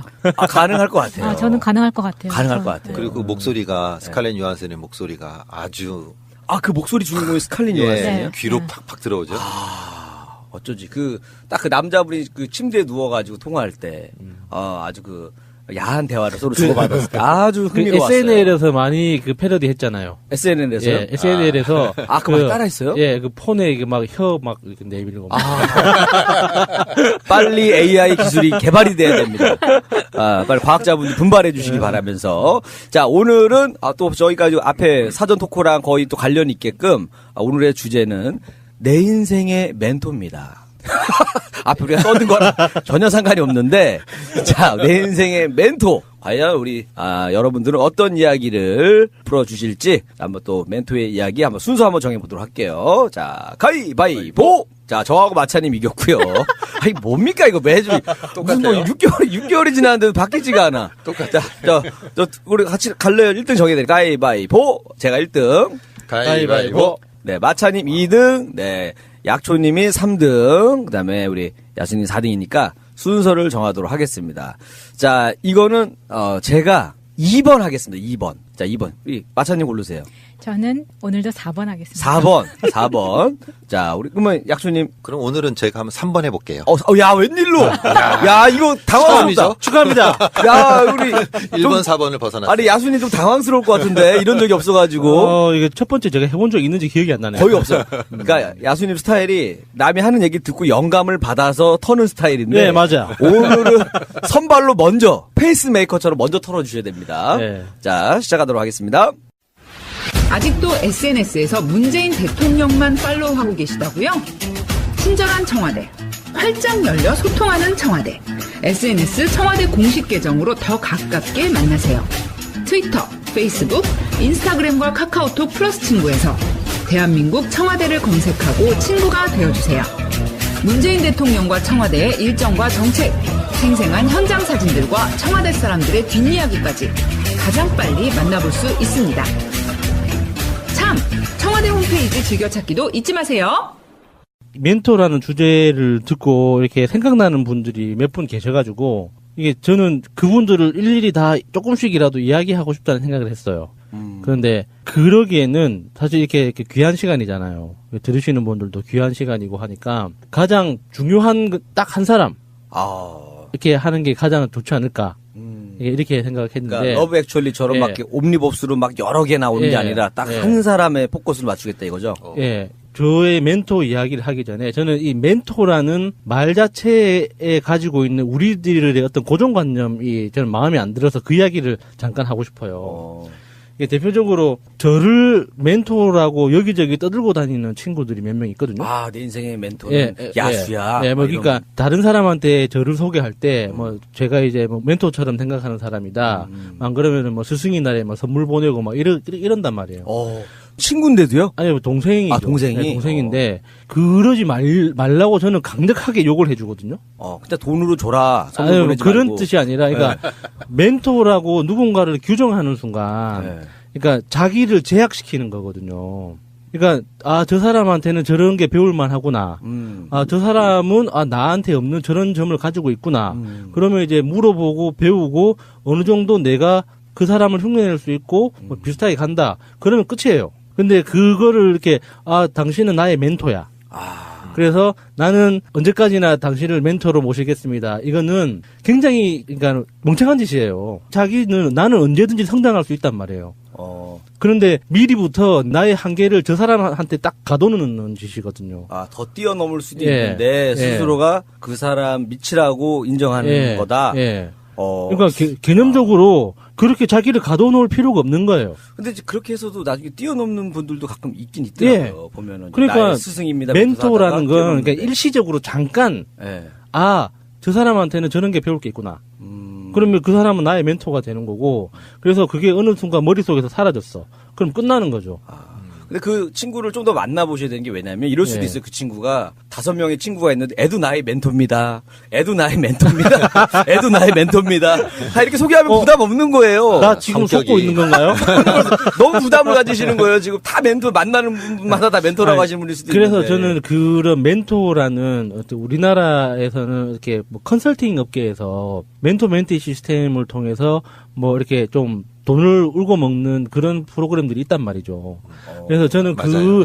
그런 거 정말 너무 싫거든요. 그 멘토로 섬기게 되면은 뭐 회비를 내야 되는 거예요. 아니, 그러니까 뭐 그러니까 멘토한테 돈을 낸다기보다, 그러니까는 그 멘토링 그 시스템에 돈을 내는 건데, 결국에는 그 모인 돈은 멘토한테 가게 돼 있죠. 그렇죠. 멘토링이라는 장사가 많이 성행하고 있는 거죠, 우리나라에서는. 그래서 이렇게 너무 좀 맹목적이라고 해야 되나, 멘토라는 말 자체에 대해서. 그래서 뭐 경영의 대가라고 하는 드러커. 자기 개발서 많이 쓰시는 분 아니에요? 그 드러커 교수의 어떤 경영 이론을 생활에 접목해가지고 이렇게 무한대로 부지런해지거나 무한대로 활발해지거나 하면서 추종하는 사람들이 있단 말이에요. 그래서 저는 그런 것들을 보면서도 좀 불편하다고 생각하거든요. 그러니까 피터 드러커 교수가 한 말이 맞는 말이 굉장히 많지만 모든 말이 내 인생에 적용될 수 있는 건 아닌데. 맞아요. 근데 이제 그거를 그 사람의 그 명성과 이름의 값어치를 맹목적으로 추정한 이제 이런 것들이 저는 좀 불편해서 그 이야기를 먼저 하고 싶었어요. 그래서 오늘 제가 제 인생에 가장 영향을 많이 미친 분 하면 이게 다 누구나 그렇겠지만 저는 저희 아버지거든요. 아버지가 제가 군대에 있을 때 아버지가 그 사고로 돌아가셨는데 제 또래 아이들 중에서는 아버지하고 굉장히 친하게 지낸 케이스예요. 그때만 해도 진짜 아버님 되게 어려워하고 지금 이제 무서워하는 존재였는데. 40대 남성들이 이제 집안에서 아들로 이제 어렸을 때 클 때 보면 그 굉장히 사회적인 의무를 많이 지우잖아요. 뭐 집안의 아들이다. 특히나 이제 외아들이면 완전히 그냥 뭐 상전 모시듯 하면서 이제 큰 그 기대와 역할과 지원을 막 아끼지는 않잖아요. 그러니까 예전에 드라마 중에 그 아들과 딸 보면 귀남이 뭐 이런 거 이런 거 하듯이 귀남이. 근데 저희 아버지는 그런 게 없었어요. 그러니까 나중에 이야기를 들어보면 제가 태어날 때 굉장히 이제 너무 기쁜 나머지 이제 큰 돈을 들여서 마을 잔치를 벌였다 뭐 이런 이야기는 들은 적은 있었는데 제가 그 기대에 부응할 만큼 뭐 잘한 건 없었어요. 그렇지만 아버지가 이제 원양어 선을 타셨었거든요. 기관장이셨는데 타고 나가시면 한 뭐 2개월, 3개월 이렇게 한번 이제 들어오시면은 길면은 한 달, 짧으면은 보름 정도 이렇게 집에 계시다가 다시 나가시고 이렇게 했는데 이제 그렇게 했어도 아버지와 관계가 이렇게 서먹해지거나 한 적이 없어요. 왜냐면은 항상 편지를 주고 받았거든요. 배에서도? 배에도 그 원양어선에도 그 우편 시스템이 돼요. 야, 그거 어떻게 보내요? 배에서? 그게 우체국 배가 돌아다니나? 그러니까 그런 개념이에요. 그래요? 그러니까 그렇게 한다고요, 진짜로? 전 세계에 그 화물선이 왔다 갔다 하잖아요. 그러면은 제가 그때 당시 들었던 설명으로는 이래요. 그 큰 화물선이 지나갈 때 예를 들어서 미국에서 한국으로 오는 화물선이다. 그러면은 항해 정보 시스템에 그 배가 목적지가 어딘지 알잖아요. 그러면 거기에 통신을 보내는 거예요.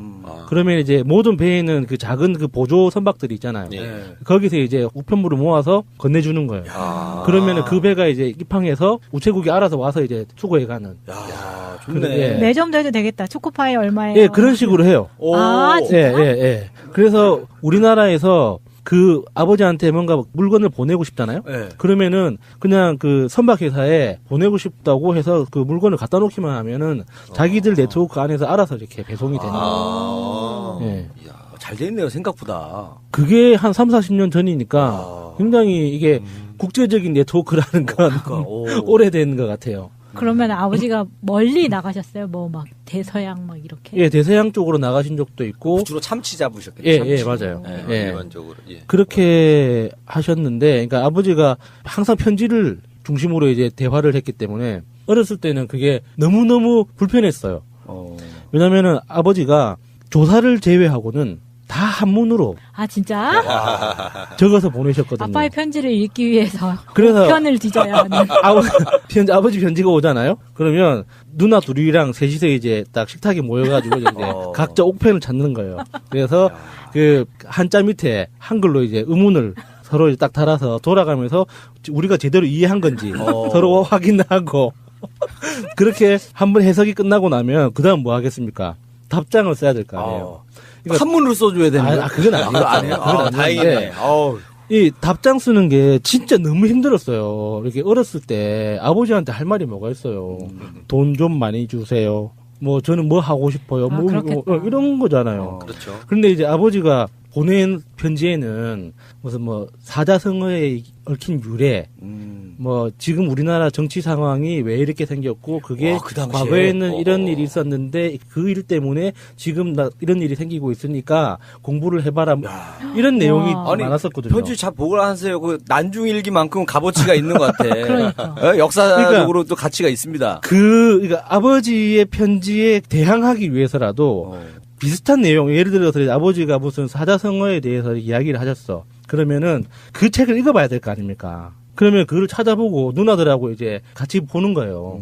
그러고 나서 이제 아버지가 말씀하신 거 찾아보니 내용이 이랬고, 그래서 나는 이런 걸 느꼈고, 이런 식으로 해야지 그 분량이 차는 거예요. 결과적으로는 아버지한테 하고 싶은 말이 아니라 일종의 독서 훈련 같은 게 된 거죠. 거의 리포트를 하나 쓰죠. 예. 그러니까 어렸을 때부터 제가 고등학교 졸업할 때까지 계속 그런 편지 교환을 했기 때문에 이게 나도 모르게 이제 훈련이 되는 거예요. 글쓰기 훈련 같은 게. 그래서 제가 군대 제대하고 이제 사회생활을 하면서 느낀 게 제가 다른 사람들에 비해서 글 쓰는 거에 대해서 그렇게 큰 공포나 거부감이 없는 거예요. 아유, 그럼요. 한문도 보신 분인데. 네, 저는 지금도 저 한문 까막눈이거든요. 그 한자는 제 이름하고 월화수목금토일 정도밖에 몰라요. 다 잊어버렸어요? 제가 이렇게 외우면서 공부한 적은 없어요. 그러니까 필요하니까 찾아서는 봤는데 누나들하고 같이 찾으면서 이렇게 독해하기 위해서 보기는 했지만 본격적으로 공부를 한 건 아니에요. 근데 이제 그 전체적인 그 프로세스 자체가 저를 훈련시켰던 거죠. 그리고 아버지가 이제 한 번씩 육지에 들어오시면 우리는 그렇게 표현했어요. 육지에 들어오신다고. 그렇죠. 육지에 들어오신다고 표현했는데 육지에 들어오시면 이제 아버지가 지금 생각해 보면은 아들에 대한 편애가 있긴 했어요. 굉장히 개방적인 척했는데 항상 저를 데리고 다니셨거든요. 그러니까 뭐 술집에도 뭐 다방에도 사우나에도 항상 저를 데리고 다니셨어요. 아니 그 남자들이 갈 만한 데밖에 없잖아요. 보니까. 예, 그래서 그 누나랑 가긴 좀 애매하잖아요. 다 얘기 들어보면 그 우리 때는 국민학교였잖아요. 그러니까 국민학생이랑 중학생이 이 다방에 가면 그 커피를 주지는 않잖아요. 뭐 다른 코코아, 우유. 코코아는 그 당시에는 없었어요. 아 그래? 우유나 주스. 요구르트. 요구르트 5개 있잖아요. 그 비닐팩에 쌓인 5개. 그거를 한 방에 큰 컵에 따라서 한 잔을 주는 거예요.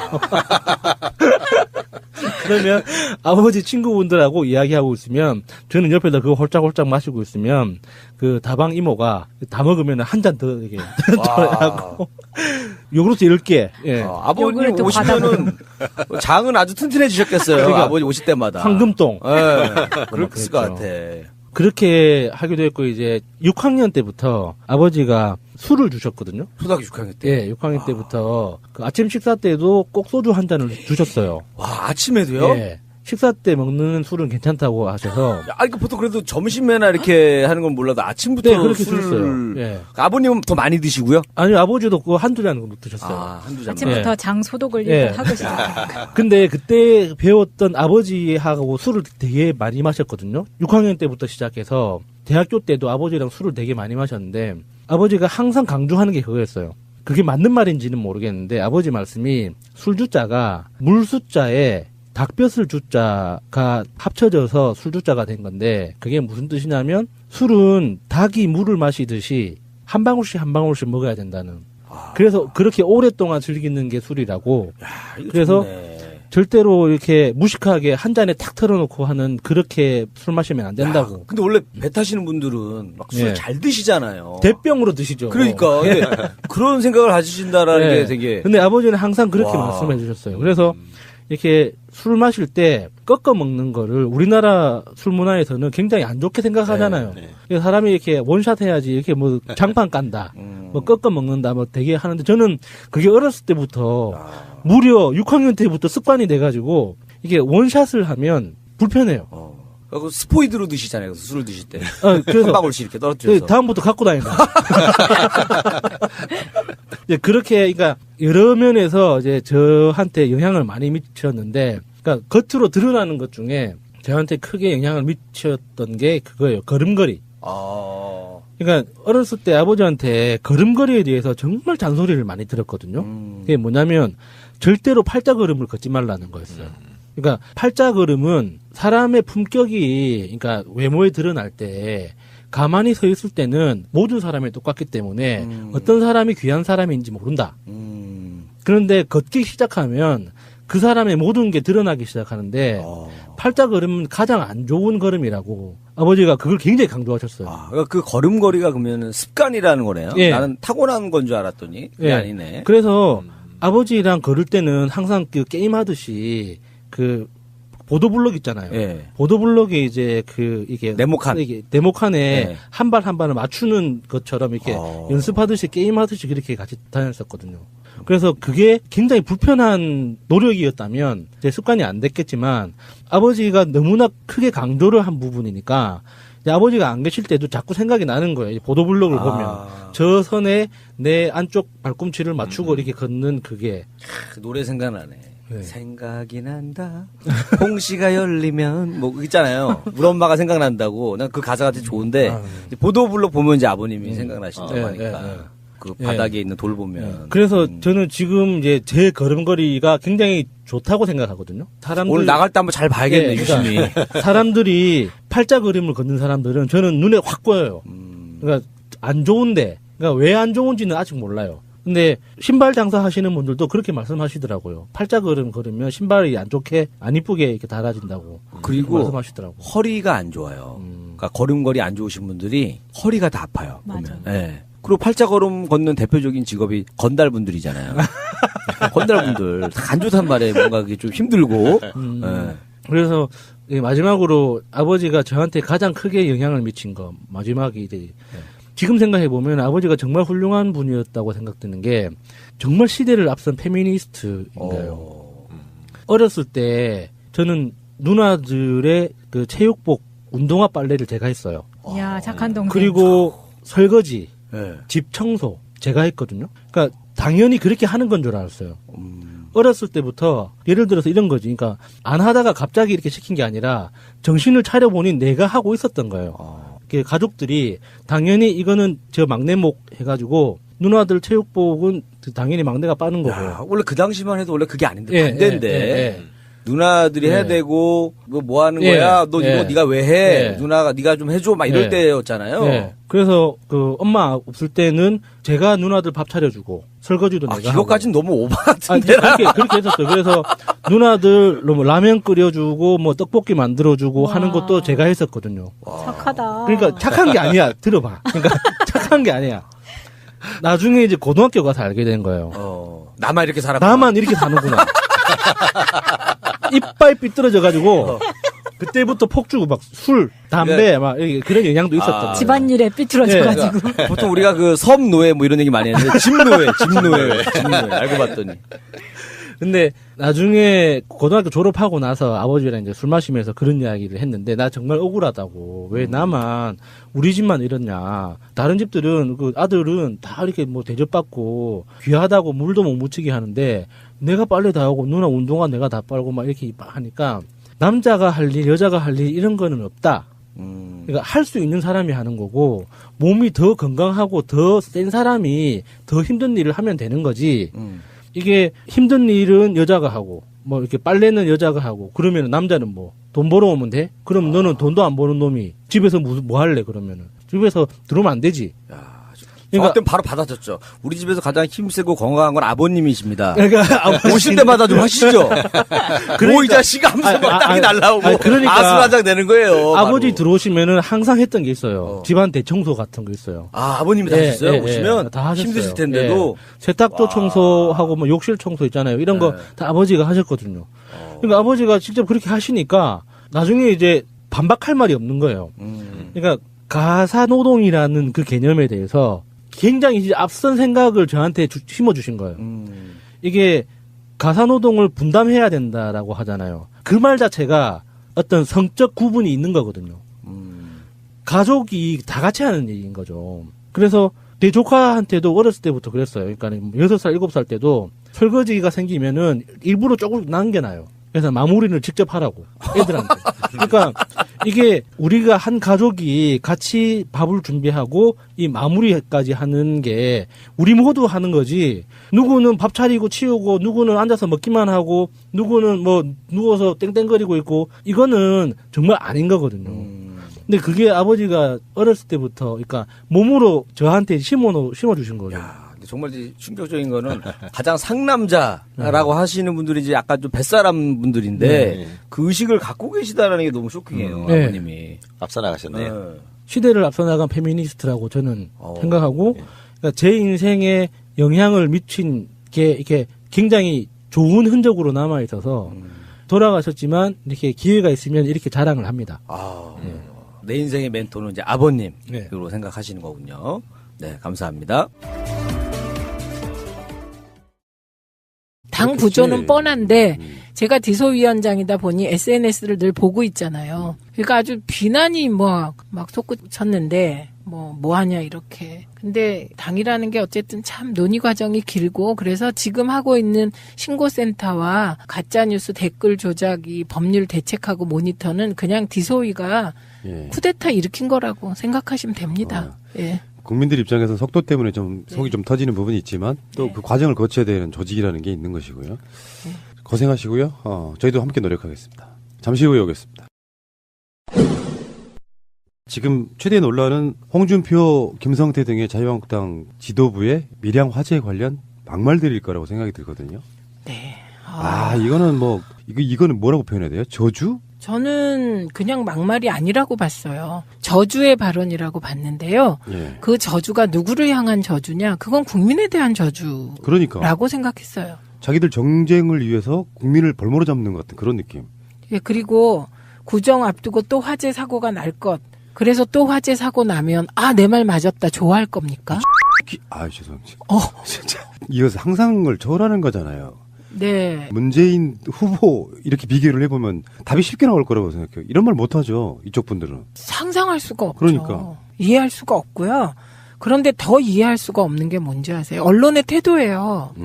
만약에 추미애 대표님이 이런 말 했다고 생각해 보세요. 몇 날 며칠을 언론이 종편이 사설로 토론으로 패널 동원해서 씹지 않았겠습니까? 요즘에 언론 행태를 보니까 이런 말도 안 되는 엄청난 막말을 그냥 어떤 가치 판단 없이 그냥 실어줘요. 네. 그러면서 자기들끼리 지지고 볶고 싸우라. 막 즐기는 그런 느낌. 네. 그리고 그건 결과적으로 홍준표 대표를 봐주는 거죠. 정말 이분의 막말은 정말. 그리고 하는 말마다 거짓말이잖아요. 이낙연 총리가 어찌해야 된다는 등 세월호 참사 책임을 지면 이런 식이잖아요. 제가 그거와 관련해서는 할 말이 좀 있죠. 제가 밀양 화재가 났을 때 고향이잖아요. 저희 친정이 밀양 그러세요? 네, 집안이에요. 그래서 엄마는 밀양 박씨.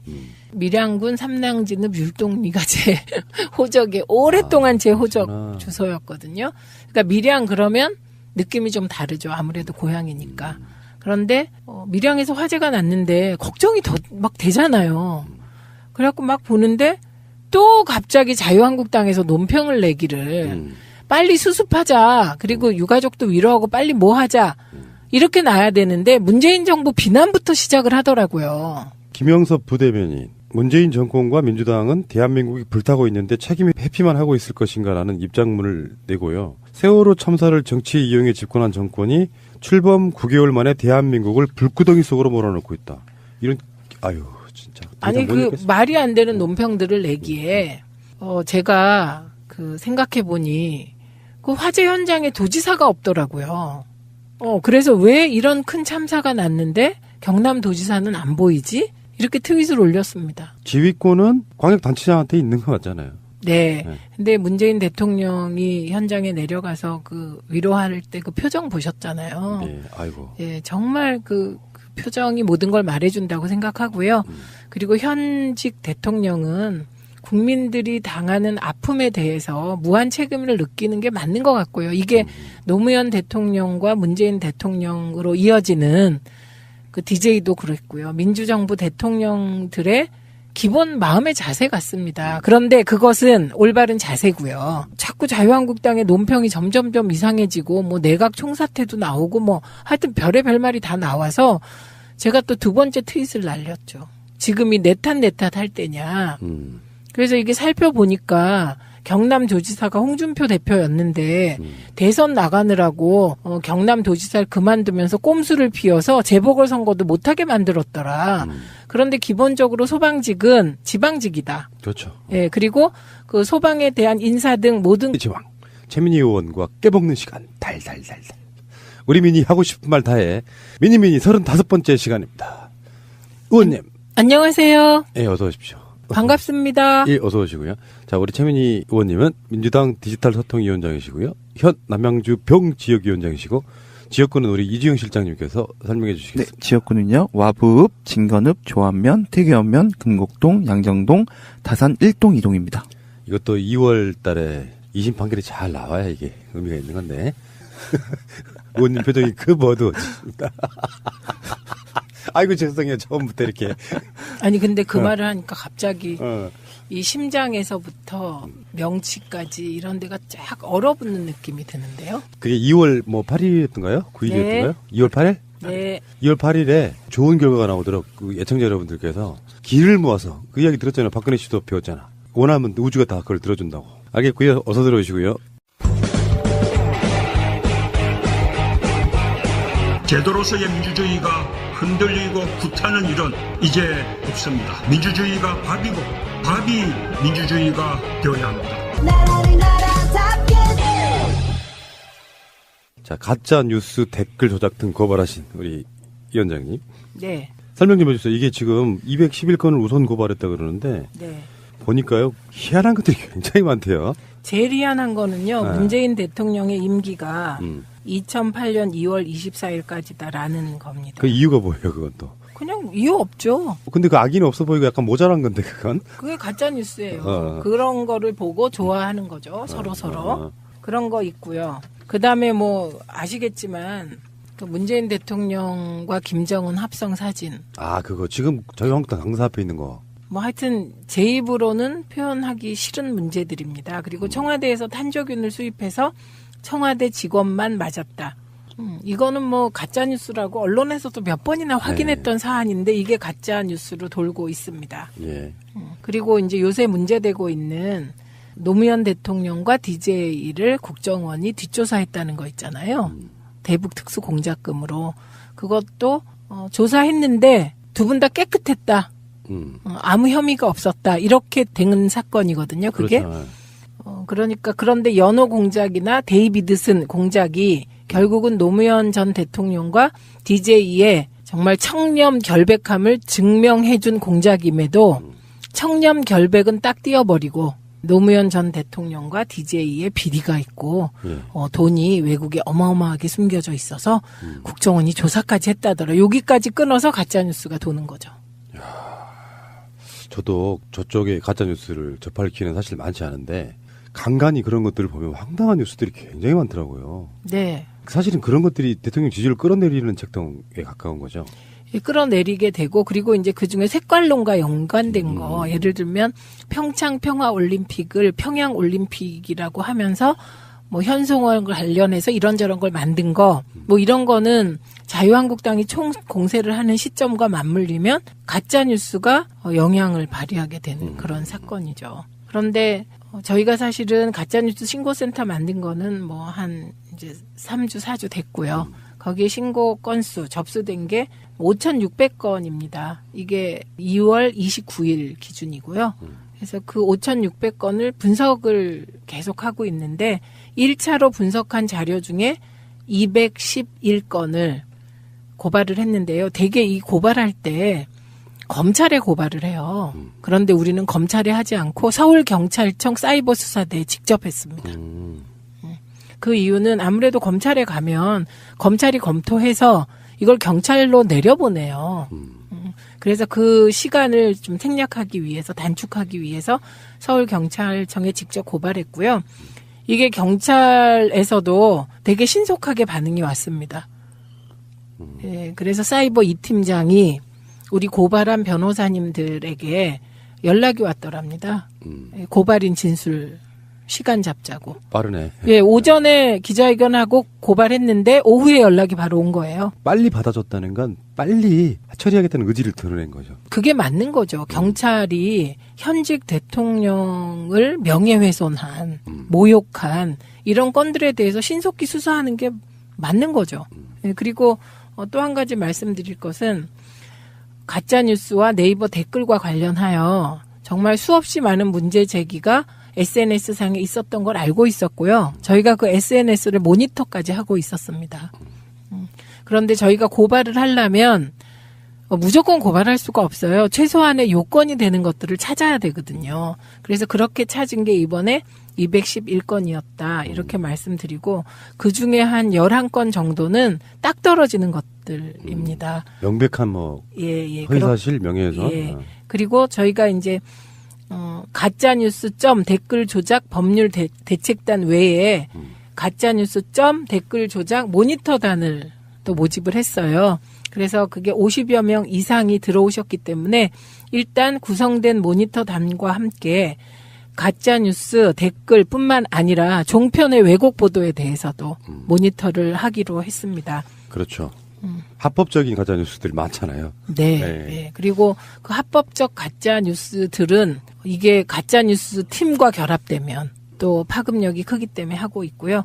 그런데 이 과정에서 드릴 말씀이 이번에 가짜뉴스 대책단에 들어오신 변호사님들이 꼭 이름을 말씀드려야 돼요. 왜냐하면 자봉자봉 하는 거거든요. 그래서 단장은 조용익 변호사고요. 그다음에 이원호 변호사가 부단장이고요. 이현욱 변호사 들어왔고 홍정화 변호사, 강성민 변호사, 그리고 만주 변호사 2명이 여기 결합되어 있습니다. 만주 변호사. 최재성 정당발전위원장과 최민희 디지털 소통위원장, 만주 변호사입니다. 그런데 이 중에 이현욱 변호사님은 모니터단과 결합해서 모니터 단장까지 맡기로 했고요. 그다음에 홍정화 변호사는 30대 초반인데 시의원을 하고 계시는 변호사예요. 장래가 촉망되는 여성 변호사입니다. 그래서 이분들이 우리가 자봉 변호사단을 구성한 게 지난주예요.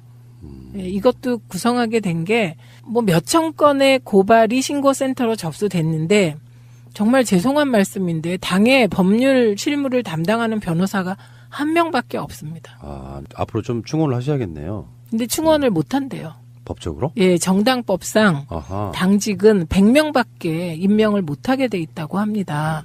그러니까 100명으로 당이 운영되는 게 되게 힘들겠죠. 그러니까 더 이상 충원이 안 되는 게 뽑을 수가 없는 거예요.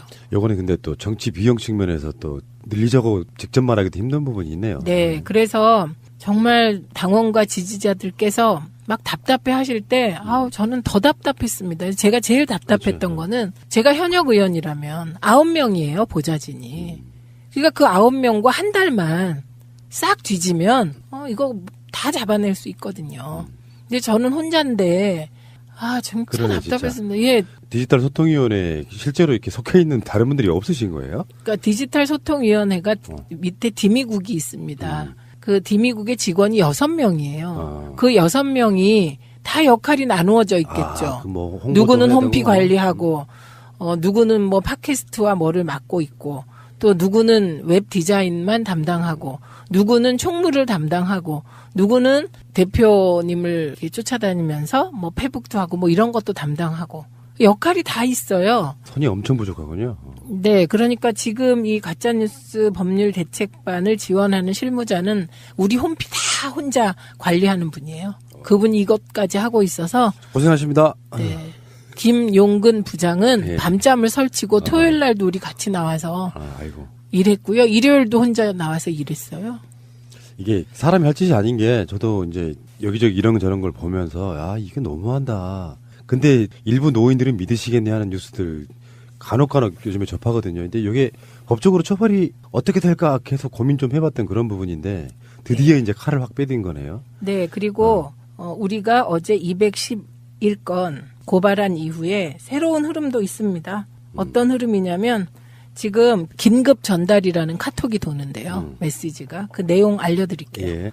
이제까지 카톡에 전달한 선거 관련 내용과 정치에 관한 자료들을 금주중으로 전부 삭제하시기 바랍니다. 아울러 받은 정치 관련 자료들도 모두 삭제하시길, 꼭 삭제하시길 거듭 부탁드립니다. 또한 지인들께도 보내신 자료들을 삭제토록 알려서 조치하시기 바랍니다. 당분간 카톡 발송을 중단합니다. 그리고 앞으로 정부는 인터넷글 대항권 행사한다고 합니다.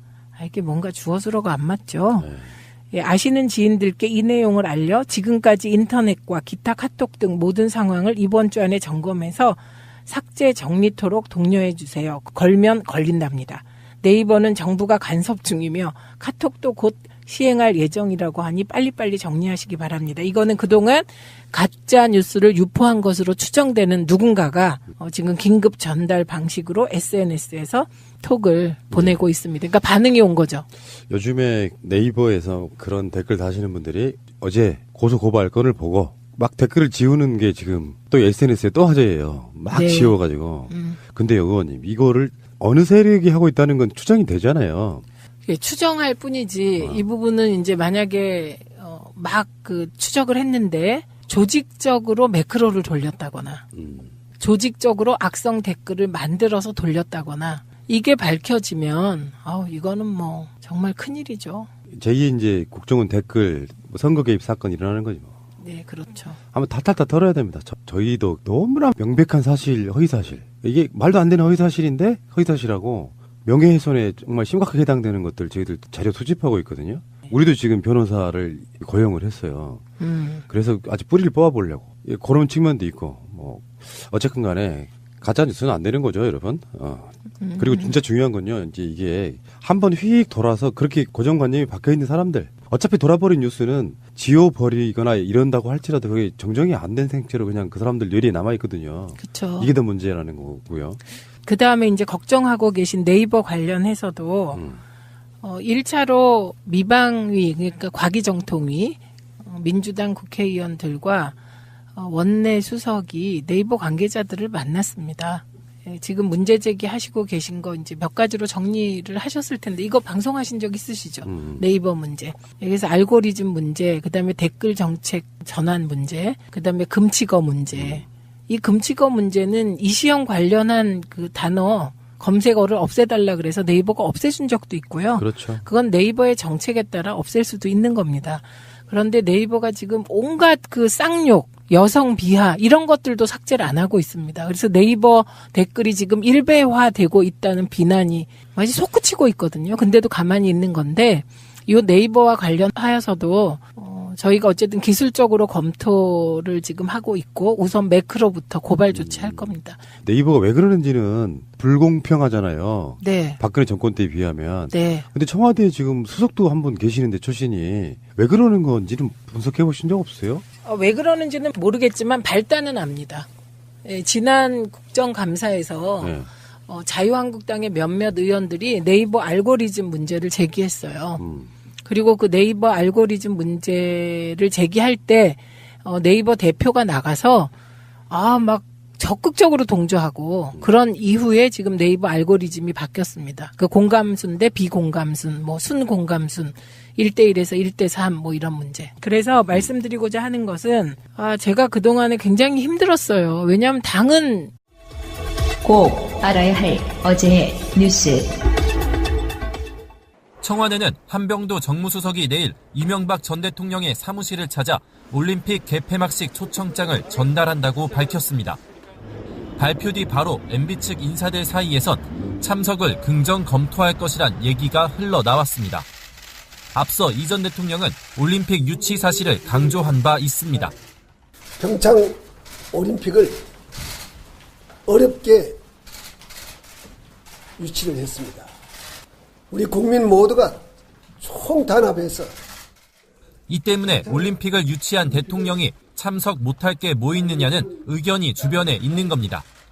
하지만 MB 청와대 출신 한 인사는 검찰이 수사 중인 만큼 참석하지 않는 게 낫다는 조심스러운 분위기도 있다고 전했습니다. 국정원 특활비와 다스 실소유 의혹을 수사 중인 검찰은 올림픽 직후 이 전 대통령을 소환할 가능성이 있습니다. 이 때문에 개막식에 참석했다 수사 관련 질문만 받을 수 있다는 우려가 있는 겁니다. 이에 따라 이 전 대통령 측은 내일 초청장을 받은 뒤 참모들의 의견을 종합해 참석 여부를 최종 결정할 전망입니다. 지난해 10월 서울 양재동 온누리교회에서 열린 예배 영상입니다. 성추행 가해자로 지목된 안태근 전 검사가 간증하는 모습이 담겨 있습니다. 나름대로는 깨끗하고 성실하고 열심히 살아오면서 좋은 평가를 받았고, 안 전 검사는 지난해 저녁 식사 자리에서 검찰 간부들에게 현금 봉투를 건넨 이른바 돈봉투 만찬 사건으로 검찰에서 면직된 일을 언급했습니다. 너무 억울하겠다며 같이 분해하기도 하고 위로해 주셨습니다. 그렇지만 저와 가족들은 극심한 고통에 하루하루 괴로워하면서 살 수밖에 없었습니다. 이어서 실연을 통해 신앙이 더 깊어졌다고 말합니다. 죄 많은 저에게 이처럼 큰 은혜를 경험하게 해주신 나의 주 예수 그리스도님께 감사와 찬양을 올려드립니다. 아멘.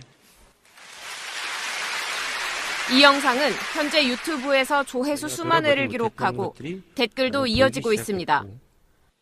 앞서 서 검사는 이 간증이 피해 사실을 세상에 알리기로 결심하는 계기가 됐다고 말했습니다. 저는 회개는 피해자들에게 직접 해야 된다는 말을 전해드리고 싶습니다. 전직 여검사 A씨는 서지현 검사가 폭로한 성추행 사건을 접한 뒤 터질 게 터졌다는 생각을 했다고 말합니다. 그러면서 자신도 과거 직속 상관으로부터 비슷한 일을 당한 적 있다고 털어놨습니다. 한 직업에 재직할 당시 고위 간부가 의도적으로 자신을 성추행했다는 겁니다. 관사 주소를 불러주시면서 노근자리인가 보다라고 생각했어요. 근데 저만 또 믿는 거예요. 어깨에 손 얹고 눈을 이렇게 들여다보고. A씨가 자리를 피하면서 더 불미스러운 일은 벌어지지 않았지만 여기서 그치지 않았습니다. A씨는 아버지 뻘이었던 이 간부가 지속적으로 추근됐다고 말합니다. 호텔에 일식당이 맞다면서 나오라고 하는 거예요. 그때는 정말 인간이 미쳤나 이런 생각으로 저한테 개인적인 만남 요구하지 마시라고, 그런 거 대단히 올바르지 않은 행동인 것 같다고 얘기를 했죠. 스트레스를 견디다 못한 A씨는 결국 제대로 문제 제기 한 번 못했고 결국 이 일은 검사직을 그만두는 계기가 됐습니다. 선배한테 상의를 했는데 너 그거 까발리면 네가 검찰에서 더 못 견디게 된다. 너가 옷을 벗어라. 개업을 해라. 라고 공유를 받았죠. 취재진은 A씨가 언급한 당시 고위 간부에게 입장을 듣기 위해 연락을 시도했지만 답을 듣지 못했습니다. 방송 중간에 좋아요를 눌러주시면 새날팀들에게 큰 힘이 됩니다. 미리 감사합니다. 트위터가 진짜 언론입니다. 자, 걸어다니는 정치 시사백과사전 디테일이